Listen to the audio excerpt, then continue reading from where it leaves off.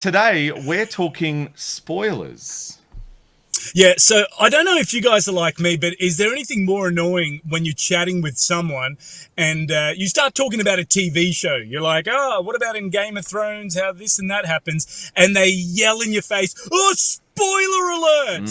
And it'll ruin your week, right? It'll really ruin your week. So what I thought I'd do, I actually spent the past week developing some spoiler alert timing guidelines. And I'm hoping that I can use your show to launch these internationally so that the whole world agrees on the certain times that a spoiler alert is allowed to happen for. So I've created a bit of like a cool infographic, because you know how the kids like things to be a bit infographic-y with a lot of different things, right? Yeah. So I put that together, and all that you really have to worry about are the three columns, because they're the three different categories. So category one, it's your big shows, right? Everyone's talking about them. I'm giving you 1 month of no spoilers, and after that, happy days.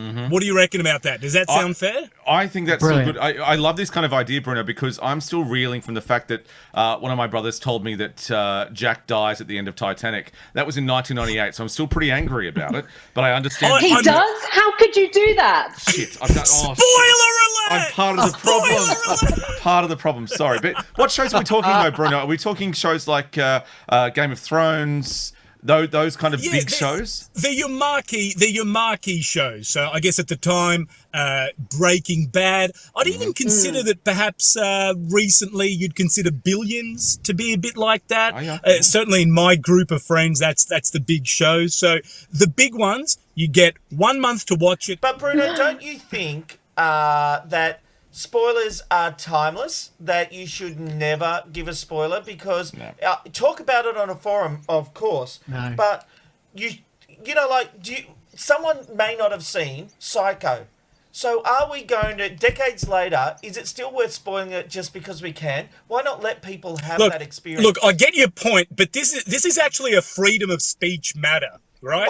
If I'm not allowed to express my views on hey, soldiers died protecting our freedom of speech, and if I want to talk about Psycho, I'll talk about Psycho without being told, spoiler alert, right? And that's why we have the guidelines. You know, if you really cared about Psycho, you would have seen it 1 month from when it came out. Absolutely. I agree. And look, I have a second category where I give you a little bit longer, and it's basically the sue from accounts tier. So it's someone whose opinion you don't really respect, and if they just say to you, oh, have you seen, I don't know, what's a weird show?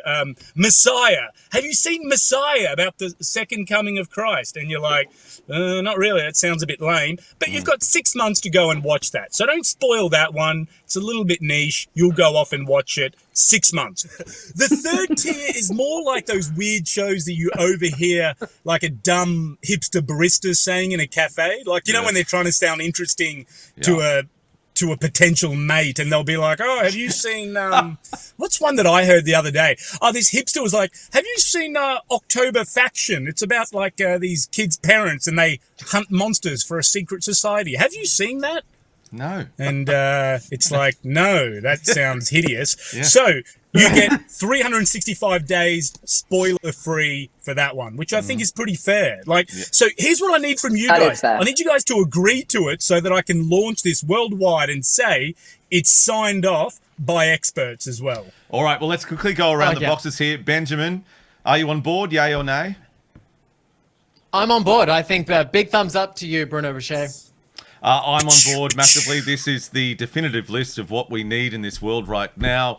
Going now to Rob. Rob, your thoughts? Bruno, I love you, but I can't abide by... Thank you. So that's 3 out of 3. We've lost Rob there. I'm going to finish this. Bruno, I think it is absolutely cool to talk about how you felt about the film, whether you liked it or not, whether you didn't like it. But why do you need to say Darth Vader is Luke's father? Oh my God, you've done... That's what I was going to say. Oh no! For the deciding vote, rather, we're going to go to Angeli. Angeli, your thoughts?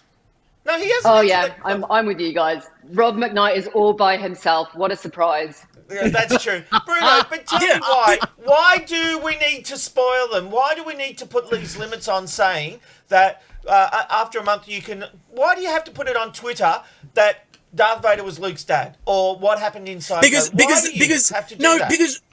Because Rob, just before you said, "Oh, well, you should still be allowed to talk about how you felt about it and etc." But the end determines how you think about it. Thus, it's up for grabs, or else. But you can don't I tell have you, to if give I can't talk plot about details. TV shows.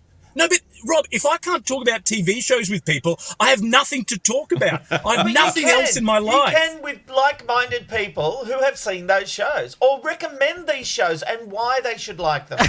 You know, I don't have any friends like that. The Ben, Rob and Robbo show. It's full of interesting. It's full of news with views and entertainment. Hey, Rob, we are running out of time now. Rob, we understand you're very passionate. You're very passionate. Bruno Bouchet, you're a wonderful man. Can't wait to see you next week. Thanks for joining us here. Love you guys. It's the Ben, Rob and Robbo, Ben, Rob and Robbo, Ben, Rob and Robbo Show.